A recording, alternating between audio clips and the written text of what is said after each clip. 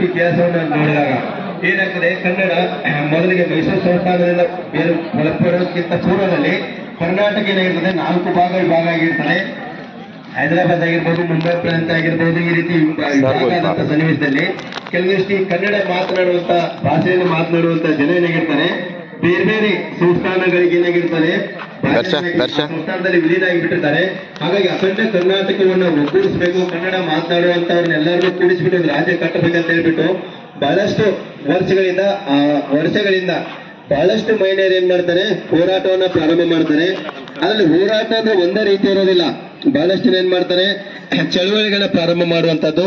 ಆಮೇಲೆ ಕೆಲವೊಂದಿಷ್ಟು ಸಾಹಿತ್ಯ ಏನ್ ಮಾಡ್ತಾರೆ, ಕನ್ನಡದಲ್ಲಿ ಪದ್ಯಗಳ ರಚನೆ ಮಾಡೋದ್ರ ಮುಖಾಂತರ ಉದಯವಾಗಲಿ ಚೆಲುವು ಕನ್ನಡ ನಾಡಾಗಿರ್ಬೋದು, ಆಮೇಲೆ ಕನ್ನಡ ನಾಡು ನುಡಿ ಆಗಿರಬಹುದು, ಆ ನಂತರ ಮತ್ ಕೆಲವೊಂದಿಷ್ಟು ಇನ್ನು ಬಹಳಷ್ಟು ಪದ್ಯಗಳನ್ನು ಕೂಡ ಏನ್ ಮಾಡ್ತಾರೆ, ಕನ್ನಡ ನಾಡಿನಲ್ಲಿರುವಂತಹ ಹಿರಿಮೆ ಗರಿಮೆ ಎಲ್ಲವನ್ನು ಏನ್ ಮಾಡ್ತಾರೆ, ಬರುವಂತ ಕಾರ್ಯವನ್ನು ಮಾಡ್ತಾರೆ. ಅಂದ್ರೆ ಒಂದೇ ರೀತಿಯಾದಂತ ಚಳವಳಿ ಏನಾಗಂಗಿಲ್ಲ, ಇದರಲ್ಲಿ ಪಾಲ್ಗೊಳ್ಳೋದಿಲ್ಲ.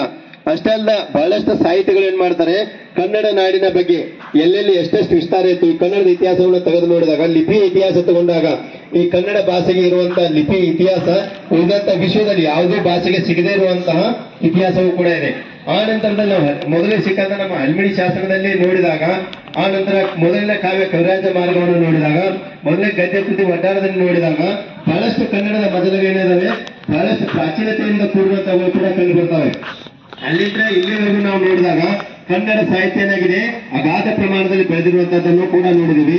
ಆ ನಂತರದಲ್ಲಿ ಕನ್ನಡಕ್ಕೆ ಜ್ಞಾನಪೀಠ ಪ್ರಶಸ್ತಿಗಳು ಬಂದಂತ ಸನ್ನಿವೇಶದಲ್ಲಿ ನಾವು ಇಡೀ ಎಲ್ಲಾ ಜ್ಞಾನಪೀಠ ಪ್ರಶಸ್ತಿಗಳ ವಿಚಾರ ವಿನಿಮಯ ಮಾಡಿದಾಗ ಸಮಗ್ರ ಸಾಹಿತ್ಯಕ್ಕೆ ಸಿಕ್ಕಂತಾವು ಕೆಲವೊಂದಿಷ್ಟಿದ್ರು ಕೂಡ ಏಕ ಕೃತಿಗಳ ಮುಖಾಂತರವೂ ಕೂಡ ಏನಾಗಿದ್ದಾವೆ, ಜ್ಞಾನಪೀಠ ಪ್ರಶಸ್ತಿಗಳು ಸಿಕ್ಕಿದಾವೆ. ಅಂದ್ರೆ ಇದರಿಂದ ನಾವೇನ್ ತಿಳ್ಕೊಳ್ತೀವಿ ಅಂದ್ರೆ, ಹಲವಾರು ಸಮಗ್ರ ಸಾಹಿತ್ಯಕ್ಕೆ ಪ್ರಶಸ್ತಿ ಸಿಗೋದಕ್ಕಿಂತಲೂ ಕೂಡ ವಿಶೇಷ ಒಂದು ಕೃತಿಯನ್ನು ಆಯ್ಕೆ ಮಾಡಿಬಿಟ್ಟು ಅದಕ್ಕೆ ಜ್ಞಾನಪೀಠ ಪ್ರಶಸ್ತಿಯನ್ನು ಪಡ್ಕೊಂಡಂತ ಭಾಷೆಗಳಲ್ಲಿ ಕನ್ನಡ ಏನಾಗಿದೆ, ಅಗ್ರ ಸ್ಥಾನದಲ್ಲಿದೆ ಅಂದ್ರೂ ಕೂಡ ತಪ್ಪಾಗ್ಲಿಕ್ಕಿಲ್ಲ. ಯಾಕಂದ್ರೆ ಏಕ ಕೃತಿಯಿಂದ ಒಂದು ಪ್ರಶಸ್ತಿ ಬರಬೇಕಾದ್ರೆ ಆ ಕೃತಿಗಳ ಹೆಂಗಿದಾವೆ ಅಂದ್ರೆ ಬಹಳಷ್ಟು ಬಲಿಷ್ಠವಾದಂತವುಗಳು, ಬಹಳಷ್ಟು ಸಮಾಜಕ್ಕೆ ಒಳಗಾದಂತವುಗಳು, ಈ ರೀತಿ. ಆ ನಂತರ ಇನ್ನು ಕೆಲವಷ್ಟು ಬೇರೆ ಭಾಷೆಗೂ ಮತ್ತು ನಮ್ಮ ಭಾಷೆಯ ಸಾಹಿತ್ಯದ ಹಿರಿಮೆ ಗರಿಮೆಯನ್ನು ನೋಡಿದಾಗ ಬಹಳಷ್ಟು ಸಾಹಿತ್ಯಗಳು ಏನಾಗಿದಾವಂದ್ರೆ ಕೇವಲ ಭಾಷೆಯನ್ನ ತಿಳಿಸುವಂತದ್ದು, ಭಾಷಾಭಿಮಾನವನ್ನು ತಿಳಿಸುವಂತದ್ದು, ಇಂಥ ಕವಿಗಳನ್ನ ನೋಡಿದೀವಿ, ಇಂಥ ಸಾಹಿತ್ಯಗಳನ್ನ ನೋಡಿದೀವಿ. ಆದ್ರೆ ನಮ್ಮ ಕನ್ನಡ ಸಾಹಿತ್ಯ ಏನು ವಿಶೇಷ ಇದೆ ಅಂದ್ರೆ, ಕುವೆಂಪು ಅವ್ರನ್ನ ಮೊದಲು ಹೊಂದ್ಬಿಟ್ಟು ಹೊಸಗನ್ನಡದ ಕಾವ್ಯದವ್ರನ್ನ ಇರ್ಬೋದು, ಪೂರ್ವ ಹಳೆಗನ್ನಡ ಇಲ್ಲೇ ತಂಡ ಉಪಾಧ್ಯಕ್ಷರಾದಂತಹ ಅವಕಾಶ ಹೋಗ್ಬೇಕು.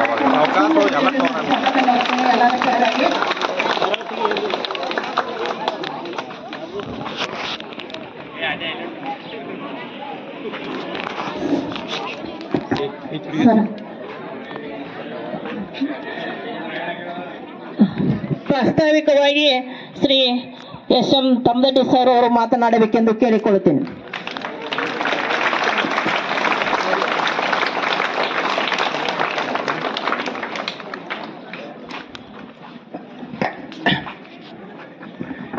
ಮೊದಲಿಗೆ ಎಲ್ಲರಿಗೂ 70ನೇ ಕನ್ನಡ ರಾಜ್ಯೋತ್ಸವದ ಆರ್ಥಿಕ ಶುಭಾಶಯಗಳನ್ನು ತಿಳಿಸುತ್ತಾ,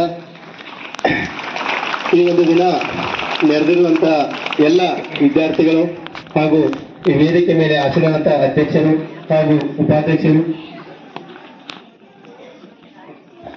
ಎಲ್ಲ ವಿದ್ಯಾರ್ಥಿಗಳು ಅಲ್ಲೇ ಕೂತ್ಕೊಂಡ್ಬಿಟ್ಟು